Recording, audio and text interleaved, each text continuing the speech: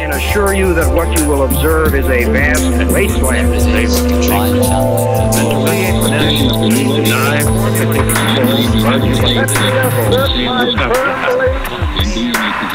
Free and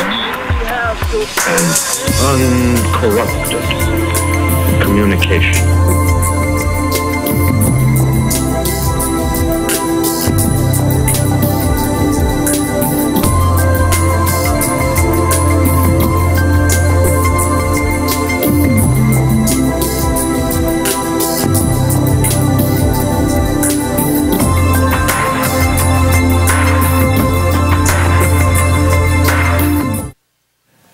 It's a real pleasure to introduce Chris Hedges tonight.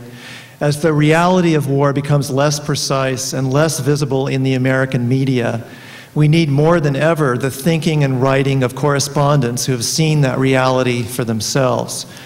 During the post-Vietnam era, the path of war has run through most of the regions of the world, and Chris Hedges has spent most of his adult life on that path bearing witness to war's results.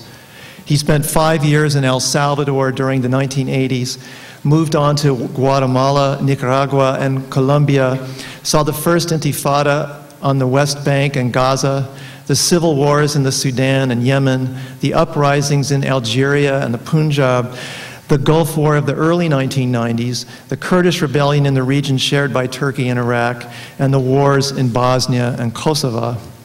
After having spent those years filing countless reports from the front lines of these conflicts, Mr. Hedges has distilled not just the lessons, but the psychological effects of war in his remarkable book, War is a Force That Gives Us Meaning.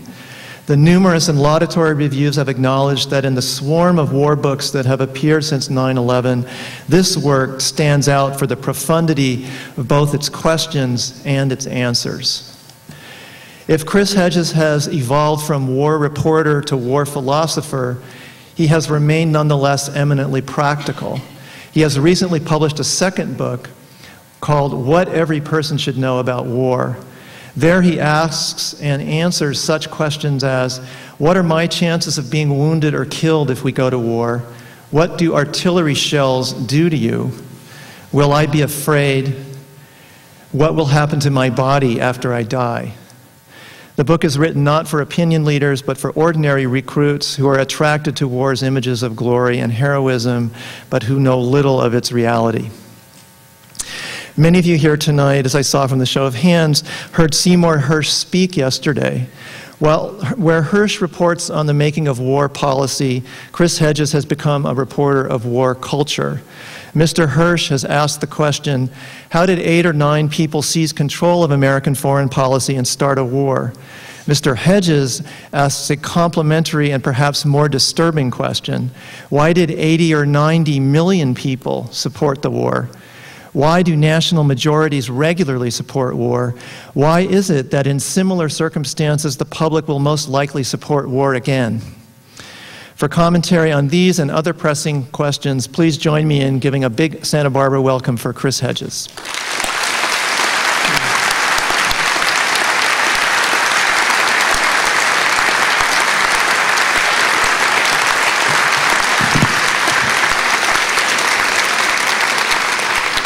Thank you, Chris, and thank you very much for having me tonight.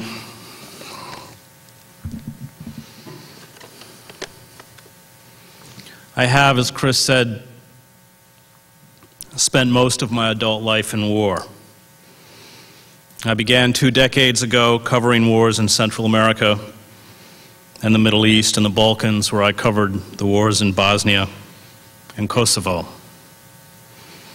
My life has been marred, let me say deformed, by the organized industrial violence that year after year was an intimate part of my existence. I have watched young men bleed to death on lonely Central American dirt roads and cobblestone squares in Sarajevo. I have looked into the eyes of mothers, keening over the lifeless and mutilated bodies of their children. I have stood in warehouses with rows of corpses, including children, and breathed death into my lungs. I carry within me the ghosts of those I worked with, my comrades, now gone. War has found me, found us out again.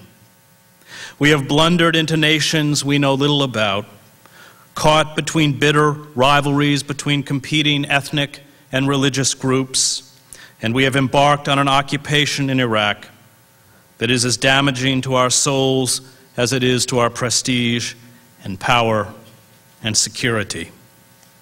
We have become tyrants to others weaker than ourselves, and we believe falsely that because we have the capacity to wage war, we have the right to wage war.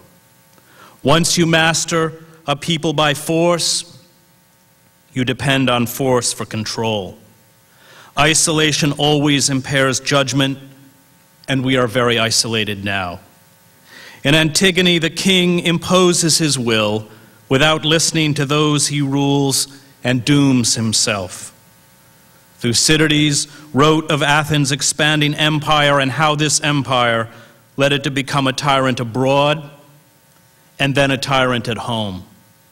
The tyranny Athens imposed on others, it finally imposed on itself.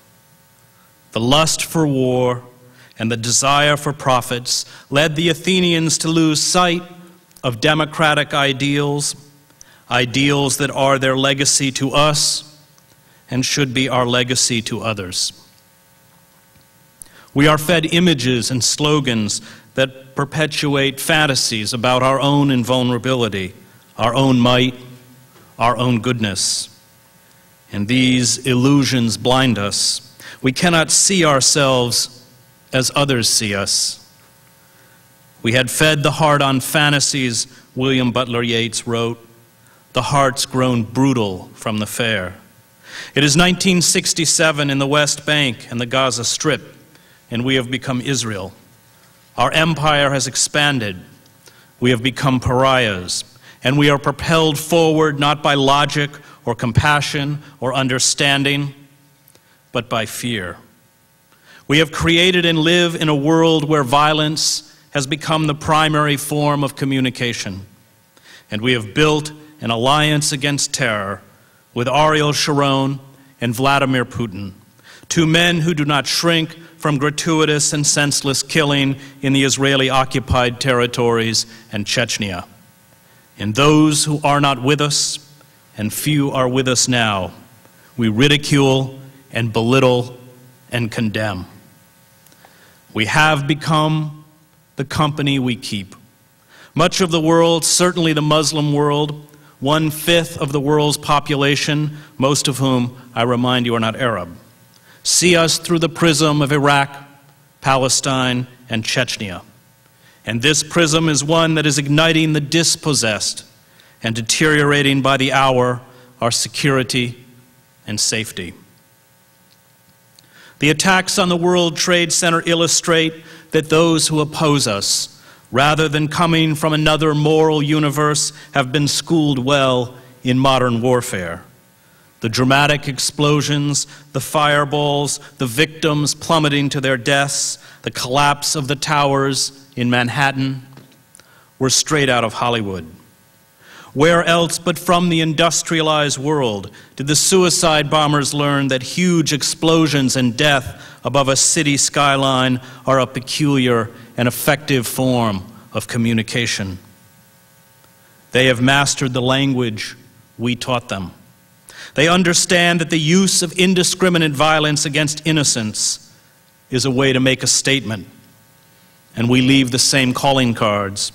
We delivered such incendiary messages in Vietnam, Serbia, Afghanistan, and Iraq.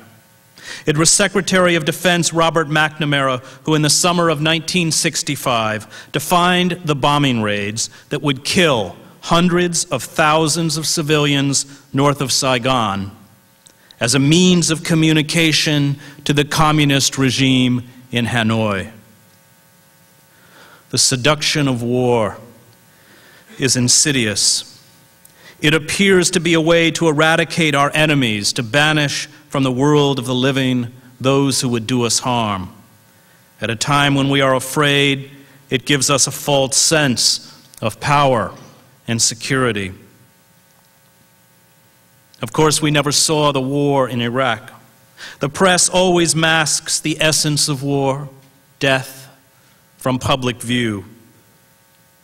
The coverage was presented as a game, as entertainment, and commentators on the cable news channels reveled in the power and might of our weaponry and, by extension, our own power. We watched neatly packaged video clips fed to the press by the war makers, and we were spared the pools of blood, the agony of the dying on the other end. It was clean and neat and tidy and wildly out of context. There was the technological capacity to show us war. We could have watched live footage of a young Iraqi soldier with his legs blown off by an anti-tank mine dying in the sand, something I saw in the Persian Gulf War. But such coverage would hardly boost ratings, hardly make us want to wage war. We were fed the myth the press almost always feeds us in wartime, and kept from seeing. There has been no more candor in Iraq or Afghanistan than there was in Vietnam, but in the age of live satellite feeds, the military has perfected the appearance of candor. For the myth of war, the myth of glory and honor, sells newspapers and boosts ratings. Real war reporting does not. Look at CNN, Fox, MSNBC. Nearly every embedded correspondent saw his or her mission as sustaining civilian and army morale. The identification of reporters with the units they cover is insipid and dangerous, but also usual, for in war, the press is always part of the problem. In wartime, as Senator Hiram Johnson reminded us in 1917, truth is the first casualty. We have lost touch with the essence of war. After our defeat in Vietnam, we became a better nation. We were humbled, even humiliated. We asked questions about ourselves we had not asked before. We were forced to see ourselves as others saw us. The sight was not an attractive one. We were forced to confront our own capacity for atrocity, for evil, and in this we understood not only war, but ourselves. But this humility is gone. The good name of war has been resurrected. It began under President Reagan in Grenada and Panama and culminated in the Persian Gulf War. We have been led to believe, in the same way the doomed empires of the late 19th century believed, that our technology makes us invulnerable, a lie sadly unmasked as I speak tonight in the streets of Baghdad. War is the pornography of violence. It has a dark beauty filled with the monstrous and the grotesque. The Bible calls it the lust of the eye and warns believers against it. War gives us a distorted sense of self. It gives us meaning. It creates a feeling of comradeship that obliterates our alienation and makes us feel, for perhaps the first time in our lives, that we belong. War allows us to rise above our small stations in life. We find nobility in the cause, feelings of selflessness, even bliss. Once in a conflict, the shallowness of much of our lives becomes apparent. The fruitless search to find fulfillment in the acquisition of things and wealth and power is laid bare. The trivia that dominates our airwaves is exposed as empty chatter. War allows us to engage in lusts and passions we keep hidden in the deepest, most private interiors of our fantasy life. It allows us to destroy not only things, but human beings. In that moment of wholesale destruction, we wield the power of the divine, the power to revoke another person's charter to live on this earth, the frenzy of this destruction, and when unit discipline breaks down, or there was no unit discipline to begin with, frenzy is the right word, sees armed bands crazed by the poisonous elixir our power to bring about the obliteration of others delivers. All things, including human beings, become objects, objects to either gratify or destroy, or both. Almost no one is immune. The contagion of the crowd sees to that. Force, Simon Weil writes, is as pitiless to the man who possesses it or thinks he does as it is to its victims. The second it crushes, the first it intoxicates. And those who have the least meaning in their lives, the impoverished Palestinian refugees in Gaza, the disenfranchised North African immigrants in France, even the legions of youth in the splendid indolence and safety of the industrialized world are all susceptible to war's appeal. I do not miss war, but I miss what it brought. I could never say I was happy in the fighting in El Salvador or Bosnia or Kosovo, but I had a sense of purpose. This is a quality war shares with love, for we are also able to choose fealty and self-sacrifice over security for those we love. This is why war, at its inception, always looks and feels like love, the chief emotion war destroys. We are tempted, maybe even encouraged, to reduce life to a simple search for happiness. Happiness, however, withers if there is no meaning. The other temptation is to disavow the search for happiness in order to be faithful to that which provides meaning. But to live only for meaning, indifferent to all happiness, makes us fanatic, self-righteous, and cold. It leaves us cut off from our own humanity and the humanity of others. The ancient Greeks understood the perverse attraction between love and death in wartime. When Achilles killed Penthesilea, the queen of the Amazons in the Trojan War, he fell in love with her as she expired on the battlefield. He murdered love, and once he murdered love, he himself was doomed. He courted death. Aphrodite, the goddess of love, had an illicit affair with Ares, the god of war, who was hated by all the other gods, with the exception of the god of the underworld, to whom he steadily brought new souls. We feel in wartime comradeship. We confuse this with friendship, with love. There are those who will insist that the comradeship of war is love. The ecstatic glow that makes us in war feel as one people, one entity, is real. But this is part of war's intoxication. Think back on the days after the attacks of 9/11. Suddenly we no longer felt alone. We connected with strangers, even with people we did not like. We felt we belonged, that we were somehow wrapped in the embrace of the nation, the community. In short, we no longer felt alienated. As this feeling dissipated in the weeks after the attack, there was a kind of nostalgia for its warm glow. Wartime always brings with it this comradeship, which is the opposite of friendship.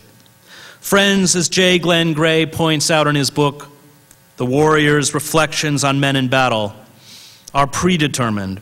Friendship takes place between men and women who possess an intellectual and emotional affinity for each other. And many of us will admit that we never really had a friend, and even the most fortunate of us have very few. But comradeship, that ecstatic bliss that comes with belonging to the crowd in wartime, is within our reach. We can all have comrades. The danger, the external threat that comes when we have an enemy does not create friendship. It creates comradeship. And those in wartime are deceived about what they are undergoing. This is why once the war ends, these comrades again become strangers to us. This is why after war, we fall into despair. In friendship, there is a deepening of our sense of self. We become, through the friend, more aware of who we are and what we are about. We find ourselves in the eyes of the friend. Friends probe and question and challenge each other to make each more complete. They draw the secrets out of us and know our inner core of being. For we reach and change others, and we ourselves are changed when we plunge to the depths of our inner life, the depths that expose our insecurities and incompleteness, those depths that often lie beyond articulation. In comradeship, the kind that comes to us in patriotic fervor, there is a suppression of self-awareness, self-knowledge, self-possession. Comrades lose their identities in wartime for the collective rush of a common cause, a common purpose. In comradeship, life is ecstatic and corporate, as opposed to friendship, where life is singular and individual. In comradeship, Gray reminds us, there are no demands on the self. This is part of its appeal, and one of the reasons we miss it and seek to recreate it. This is why once the war is over, once the danger that linked us together is past, these feelings are instantly extinguished. Sebastian Hoffner, who was a lawyer in Nazi Germany, wrote of this comradeship in his book, Define Hitler. He noted that comradeship destroys the sense of responsibility for oneself, be it civilian, or worse still, the religious sense. Comradeship always sets the cultural tone at the lowest possible level, accessible to everyone, he wrote. It cannot tolerate discussion. In the chemical solution of comradeship, discussion immediately takes on the color of whining and grumbling. It becomes a mortal sin. Comradeship admits no thoughts, just mass feelings of the most primitive sort. These, on the other hand, are inescapable. To try and evade them is to put oneself beyond the pale. In wartime, when we feel threatened, we no longer face death alone, but as a group. And this makes death easier to bear. We ennoble self-sacrifice for the other, for the comrade. In short, we begin to worship death, and this is what the God of war demands from us. Think finally of what it means to die for a friend. It is deliberate and painful. There is no ecstasy. For friends, dying is hard and bitter. The dialogue they have and cherish will perhaps never be recreated. Friends do not, the way comrades do, love death and sacrifice. To friends, the prospect of death is frightening. And this is why friendship, or let me say love, is the most potent enemy of war. We do not see war in the images of war presented in films and novels, nor in the mythic narratives the government and the press spins out for us. We never saw war in the televised images from Iraq. The war is always carefully packaged, the way tobacco or liquor companies package their own poisons. The titillation is there, but in doses we can digest. The reports give war a coherency and logic it never has in battle. We taste a bit of war's exhilaration, but are safe. War from Iraq is seen through the prism of the U.S. military, and it comes complete with manufactured heroes, feel-good stories about our own, and an enemy that is always painted as barbaric and uncivilized. We can thrill in the perversity of war, even as we watch films or read books that are meant to denounce war. It is almost impossible to produce anti-war films or documentaries that present images of battle. It is like trying to condemn pornography while showing erotic love scenes. The prurient fascination with violent death always overpowers the message. War is part of the modern industrial landscape. Indeed, its tools are often the cutting edge of technology. By World War I, we had created ways in which thousands of people who never saw their attackers could die in an instant. Weapons that carry out this impersonal mass slaughter are beautiful. They are crafted, sleek, and harbor within them awesome power. The machines of war, the planes, the tanks, the heavy machine guns, the huge hulking howitzers, and the helicopters are pieces of art. I have seen them at work. They are angels of death streaking through the sky. I was with a unit of guerrillas in El Salvador when some Huey helicopters raced in over a lake to hunt us down. We hid in the ruins of an abandoned village, darting from wall to wall and standing with our backs to the shattered bricks so our hunters could not see us as they passed low overhead. As I looked up at these machines that were trying to kill me, I found them seductive. Once in a conflict, once we live in the midst of fighting, we are moved from the abstract to the real, from the mythic to the sensory. No soldier after a few seconds of combat believes in the myth of war anymore. And this is why wounded Marines jeered John Wayne when he visited them in a hospital in World War II. When this move takes place, we have nothing to do with a world not at war. The world, when we return to it, is viewed from the end of a very long tunnel. There they still believe. There they do not understand. We feel different, wiser, greater. This experience is so overpowering that if we can control our fear, we go back to seek it out again. War is addictive. Indeed, it is the most potent narcotic invented by humankind. The first time I was in an ambush was in the Salvadoran town of Suchitoto. It was a dreary peasant outpost made up of stucco and mud and wattle huts off the main road. The town was surrounded by the Farabundo Martí National Liberation Front rebels, who when I arrived in El Salvador were winning the war. The government forces kept a small garrison in the town, although its relief columns were frequently ambushed as they ambled down the small strip of asphalt surrounded by high grass. It was one of the most dangerous spots in the country.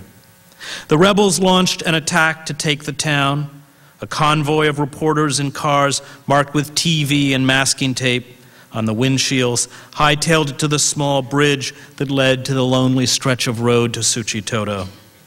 We stopped for the familiar ritual of getting high, something as a print reporter who could scramble to safety I did not do, but something the photographers who would stand and take pictures found a necessary balm to their nerves. Then we moved slowly down the road, the odd round fired ahead or behind us. We made it to the edge of town where we ran into rebel units, now accustomed to the follies of the press. On foot, we moved through the deserted streets. The firing from the garrison became louder as we weaved our way with rebel units to the siege that had been set up. Then, as I rounded the corner, several full bursts of automatic fire rent the air. Bullets hit the mud wall behind me. We dove into the dirt. Rebels began to fire noisy rounds from their M16 assault rifles. The scent of cordite filled the air. Rebels around me were wounded and crying out in pain. One died yelling in a sad cadence for his mother, his desperate and final plea cutting through the absurd posturing of soldiering. At first, his cries haunted me. Soon, I just wished he would be quiet. The firefight seemed to go on for an eternity. I cannot say how long I lay there. It could have been a few minutes, it could have been an hour. Here was war, real war, sensory war, not the war of the movies and novels I had consumed in my youth. It was horrifying, confusing, numbing, and nothing like the myth I had been peddled. I realized at once that it controlled me. I would never control it. In a lull, I made a dash across an empty square to find shelter behind a house. My heart was racing. Adrenaline coursed through my bloodstream. I was safe. I made it back to the capital, and like most war correspondents, soon considered the experience a great cosmic joke. I drank away the fear in a seedy bar in downtown San Salvador that night. Most people, after such an experience, would learn to stay away. I was hooked. Drawn into the world of war, it becomes hard to escape. It perverts and destroys you. It pushes you closer and closer to your own annihilation, spiritual, emotional, and finally physical. I covered the war in El Salvador from 1983 to 1988. By the end, I had a nervous twitch in my face. I was evacuated 3 times by the U.S. Embassy because of tips that the death squads planned to kill me. Yet each time I came back. I accepted with a grim fatalism that I would be killed in El Salvador. I could not articulate why I accepted my own destruction and cannot now. There came to be a part of me, maybe it is a part in all of us, which decided I would rather die like this than go back to the dull routine. During the war in El Salvador, I worked with a photographer who covered the war, had a slew of close calls, and then called it quits. He moved to Miami and took pictures for one of the news weeklies. But life in Florida was flat, dull, and interesting. He could not adjust and soon came back. From the moment he stepped off the plane, it was clear he had returned to die. Just as there are some soldiers or war correspondents that seem to us immortal, and whose loss comes as a sobering reminder that death has no favorites, there are also those in war who are locked in a grim embrace with death from which they cannot escape. He was frightening to behold, a walking corpse. He was shot through the back in a firefight and died in less than a minute. Sigmund Freud divided the forces in human nature between the eros instinct, the impulse within us that propels us to become close to others, to preserve and conserve, and the thanatos, or death instinct, the impulse that works towards the annihilation of all living things, including ourselves. For Freud, these forces were in eternal conflict. He was therefore pessimistic about eradicating war. All human history, he argued, in civilization and its discontents is a tug of war between these two instincts. Taste enough of war, and you come to believe the Stoics were right. We will, in the end, all consume ourselves in a vast conflagration. There is a constant search in war to find new perversities, new forms of death, when the initial flush fades, a rear guard, and finally futile effort to ward off the boredom of routine death. This is why we would drive into towns in Bosnia and find bodies crucified on the sides of barns or decapitated and mutilated. This is why those slain in combat are treated as trophies belonging to the killers, turned into grotesque pieces of performance art. I know soldiers that to this day carry in their wallets the identity cards of men they know they killed. They take them everywhere. They show them to you with the imploring look of a lost child. They will never understand. The job of killing allows our senses to command our bodies. The killing whips fighters into greater orgies of destruction, hedonism, and perversion spirals out of control. The comradeship of war actively works to stomp out all feelings of love, of tenderness, for love alone shields us. The most important part of the individual life, which cannot be subsumed in communal life, is love, Hofner wrote. So comradeship has its special weapon against love, smut. Every evening in bed after the last patrol round, there was the ritual reciting of lewd songs and jokes.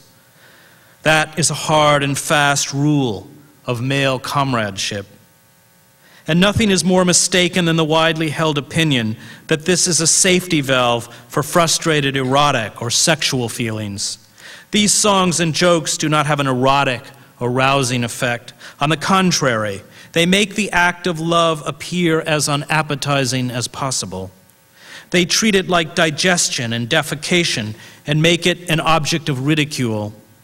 The men who recited rude songs and used coarse words for female body parts were in effect denying that they had ever had tender feelings or been in love, that they had ever made themselves attractive, behaved gently, and used sweet words for these same parts. They were rough, tough, and above such civilized tenderness. In war, we deform ourselves, our essence. We give up individual conscience, maybe even consciousness, for the contagion of the crowd, the rush of patriotism, the belief that we must stand together as a nation in moments of extremity. The normal order is turned upside down. Better to give yourself up to the lust of war, to make a moral choice, to defy war's enticement, to defend love can be self-destructive. But in the rise to power, we always become smaller. Power absorbs us, and once power is obtained, we are its pawn. As in Shakespeare's Richard III, the all-powerful prince who molded the world, we fall prey to the forces we thought we had harnessed. Love may not always triumph, but it keeps us human. It offers the only chance to escape from the contagion of war. Perhaps it is the only antidote. And there are times when remaining human is the only victory possible. When the mask of war slips away and the rot and corruption is uncovered, when it turns sour and rank, when the myth is exposed as a fraud, we feel soiled and spent. It is then that we sink into despair. In the Arab-Israeli 1973 war, almost a third of all Israeli casualties were due to psychiatric causes, and the war lasted only a few days. A World War II study determined that after 60 days of continuous combat, 98% of all surviving soldiers will have become psychiatric casualties. The study found that a common trait among the 2% who were able to endure sustained combat was a predisposition towards aggressive, psychopathic personalities. During the war in El Salvador, soldiers could serve in the army for 3 or 4 years or longer, virtually until they psychologically or physically collapsed. In garrison towns, commanders banned the sale of sedatives because of the abuse by troops. In this war, the emotionally maimed were common. I once interviewed a 19-year-old Salvadoran army sergeant who had spent 5 years fighting and suddenly lost his vision after his unit walked into a rebel ambush. The rebels killed 11 soldiers in the firefight, including his closest friend. A couple dozen soldiers were wounded. He was unable to see again until he was placed in the army hospital. "I have these horrible headaches," he told me, sitting on the edge of his bed. "There is shrapnel in my head. I keep telling the doctors to take it out. But the doctors told me he had no head wounds." I saw other soldiers in other conflicts go deaf, or stop speaking, or simply shake without being able to stop. War is necrophilia. This necrophilia is central to soldiering, just as it is central to the makeup of suicide bombers and terrorists. The necrophilia is hidden under platitudes about duty or comradeship. It waits, especially in moments when we seem to have little to live for and no hope, or in moments when the intoxication of war is at its pitch to be unleashed. When we spend long enough in war, it comes to us as a kind of release, a fatal and seductive embrace that can consummate the long flirtation with our own destruction. In Milovangelis's memoir of the partisan war in Yugoslavia, he wrote of the enticement death held for the combatants. He stood over the body of his comrade, the commander Sava Kovekovic, and found, dying did not seem terrible or unjust. This was the most extraordinary, the most exalted moment of my life. Death did not seem strange or undesirable.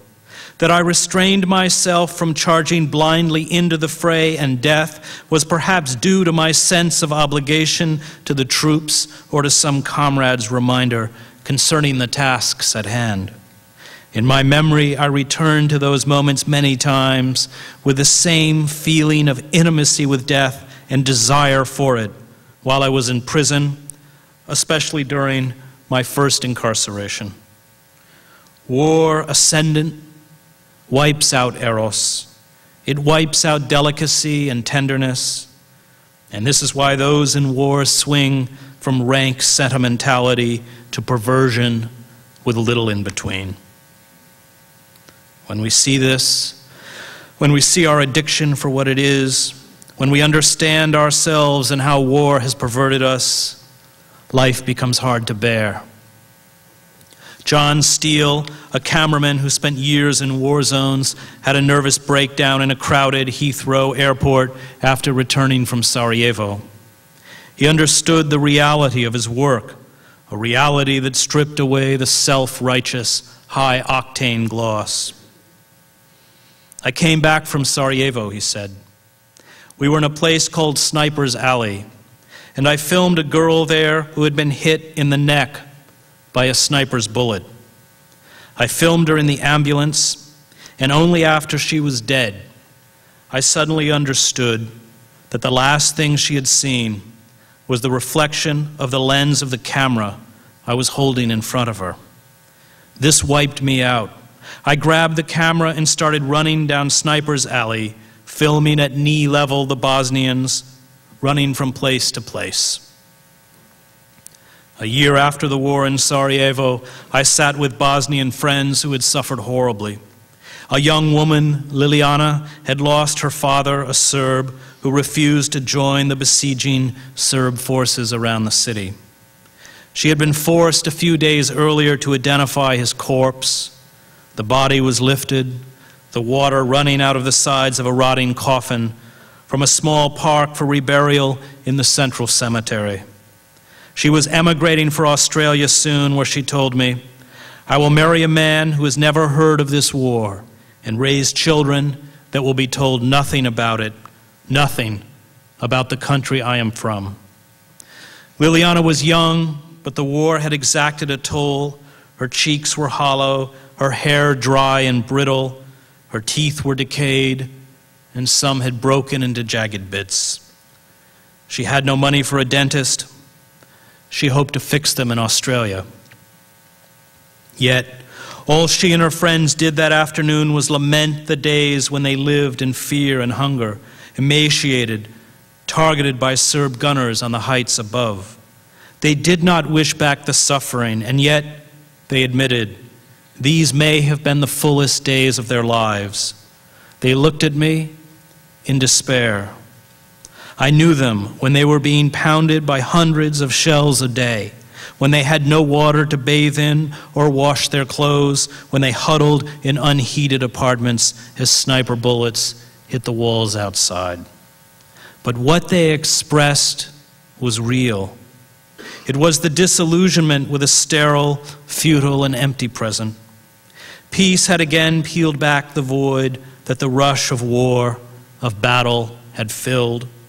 Once again they were, as perhaps we all are, alone, no longer bound by that common sense of struggle, no longer given the opportunity to be noble, no longer sure of what life was about or what it meant. The old comradeship, however false, that allowed them to love men and women they hardly knew, indeed, whom they may not have liked before the war, had vanished with the last shot. Moreover, they had seen that all the sacrifice had been for naught. They had been, as we all are in war, betrayed. The corrupt old Communist Party bosses who became nationalists overnight and got them into the mess in the first place had grown rich off their suffering and were still in power. There was a 70% unemployment rate. They depended on handouts from the international community.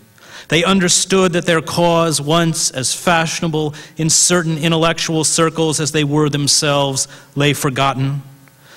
No longer did actors, politicians, and artists scramble to come and visit during the ceasefires, acts that were almost always ones of gross self-promotion. They knew the lie of war, the mockery of their idealism, and struggled with their shattered illusions. And yet, they wished it all back, and I did too. A year later, I received a Christmas card. It was signed Liliana from Australia. It had no return address. I never heard from her again. But many of those I worked with as war correspondents during the past 2 decades did not escape. They could not break free from the dance with death. They wandered from conflict to conflict, seeking always one more hit. By then I was back in Gaza and found myself pinned down in another ambush. A young Palestinian 15 feet away was shot through the chest and killed. I had been lured back, but now felt none of the old rush, just fear. It was time to break free, to let go, to accept that none of this would or could or should return. I knew then that it was over. I was lucky to get out alive. Kurt Schork, brilliant, courageous, and driven, could not let go. He died in an ambush in Sierra Leone along with another friend, Miguel Gil Moreno. His entrapment, his embrace of Thanatos, of the death instinct, was never mentioned in the sterile and antiseptic memorial service staged for him in Washington. Everyone tiptoed around it, but for those of us who knew him, we understood that he had been consumed. I had worked with Kurt for 10 years, starting in northern Iraq. Literate, funny. It seems the brave are often funny. He and I passed books back and forth in our struggle to make sense of the madness around us. His loss is a hole that will never be filled. His ashes were placed in the Lions Cemetery in Sarajevo for the victims of the war. I flew to Sarajevo and met the British documentary filmmaker Dan Reed. It was an overcast November day. We stood over the grave and downed a pint of whiskey. Dan lit a candle. I recited a poem the Roman lyric poet Catullus had written to honor his dead brother. By strangers' coasts and waters, many days at sea, I come here for the rites of your unworlding, bringing for you the dead, these last gifts of the living, and my words, vain sounds for the man of dust. Alas, my brother, you have been taken from me. You have been taken from me, and by cold chance turned a shadow and my pain. Here are the foods of the old ceremony, appointed long ago for the starvelings under the earth. Take them. Your brother's tears have made them wet. And take into eternity my hail and my farewell. It was there, among a few thousand war dead, that Kurt belonged. He died because he could not free himself from war. He was trying to replicate what he had found in Sarajevo, but he could not. War could never be new again. Kurt had been in East Timor and Chechnya. Sierra Leone, I was sure, meant nothing to him. Kurt and Miguel could not let go. They would be the first to admit it. Spend long enough at war, and you cannot fit in anywhere else. It finally kills you. It is not a new story. It starts out like love, but it is death. War is the beautiful young nymph in the fairy tale that, when kissed, exhales the vapors of the underworld. The ancient Greeks had a word for such a fate, ekpyrosis. It means to be consumed by a ball of fire, and they used it to describe heroes. Thank you.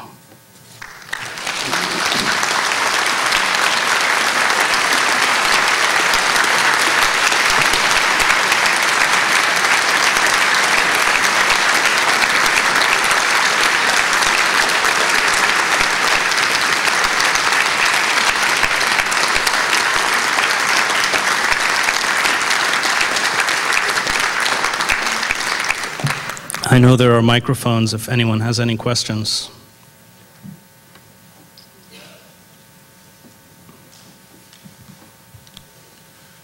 You mentioned that you were finally overcome with fear, and I was wondering why you think that finally happened to you, why you were able to break away from this addiction. Because everybody has a finite capacity to deal with that kind of trauma. And I, as the years went by, no longer had the emotional and physical resiliency of youth. You know, I think that war correspondents who do this over many, many years have a harder and harder time confronting that kind of trauma, but they don't know any other way to live. They can't let go. And I think there, you know, we used to say there's always two kinds of war correspondents who get killed. Those that are green and don't know what they're doing, and those that have hung around too long and get sloppy. And so I think for me it was, all of that said, it was a long process of disengagement, because I think it was very much like an addiction, that lifestyle. And I had to learn a new way to live, which was difficult and hard. And the allure of going back was always there. And it, you know, it killed two friends of mine in Iraq, Elizabeth Newfer and Michael Kelly. Kurt and I used to speak all the time about this, but Kurt couldn't let go. It's very hard to let go. As you said, there are many, like Freud, who believe that war is something that's inherently built into humanity and cannot be removed, and therefore war is inevitable. On the other hand, Jakob Brankovsky says in The Ascent of Man that war is a cultural invention, something that has been invented consciously by man.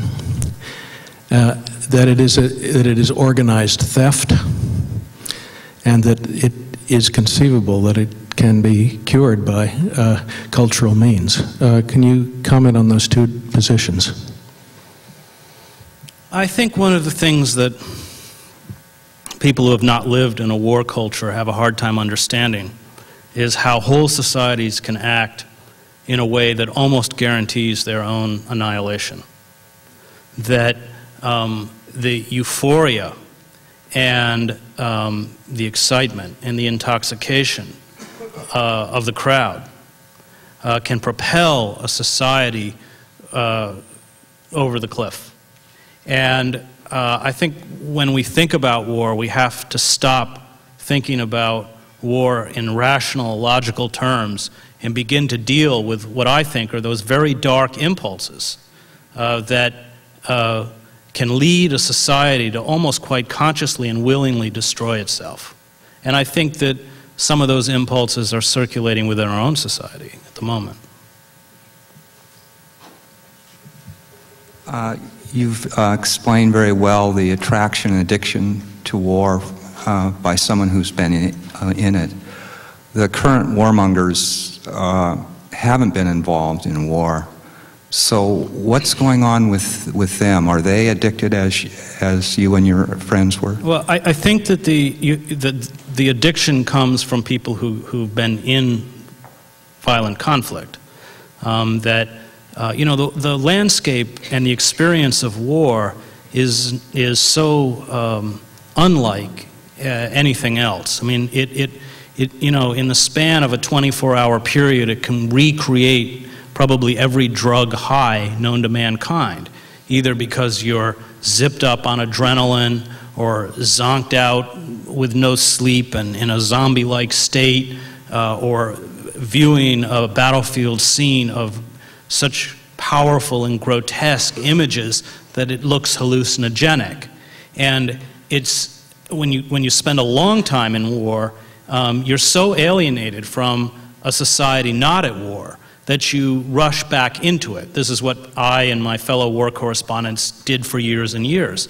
So that however debilitating and difficult it was, for instance, in the siege in Sarajevo, when we would get out, when I would go to Paris, there was something in me that wanted desperately to get back into the city, back in an environment which I had become accustomed to living in, back with people who at least understood a wartime state and what I was experiencing, because I just couldn't relate outside that wartime culture. Thank you very much. That was quite vivid and perfectly horrifying. One thing I'm a little bit confused about is you talk about your own addiction to war, and I can understand how that could happen, but I'm not clear on whether you're trying to say that that's what happens to everybody who goes. You talk about the survivors being the aggressive psychopaths, and I don't really think that that's likely to be you, but I don't understand whether you mean that that also affected the people who break down from war. Is this addiction happening to all the young men and women who are in Iraq? Is this what would happen to me if I were in a war? I think that it's not contradictory to hate war. I think many of us who covered war hated war viscerally and deeply, yet at the same time be constantly drawn to it. I think that, you know, I went into war, you know, I graduated from seminary and went to Central America at the time of the military dictatorships in Latin America, because I felt it was as close as my generation was going to come to fighting fascism. So I went into war as an idealist, but I got perverted and deformed and caught up in the culture of war. And I think that when you spend a long time in that culture, you know, around that kind of trauma, you can't walk away unaffected. Everybody, of course, is affected at different levels, but it is possible to be physically and even emotionally maimed by war, yet want to go back. It creates, I mean, it is war, you know, war is Zen. I mean, it thrusts you into the present in a way that you never were before. I mean, colors are brighter. It has a powerful attraction, a powerful allure. And I think with all of its horror, sometimes we don't realize how seductive that allure is.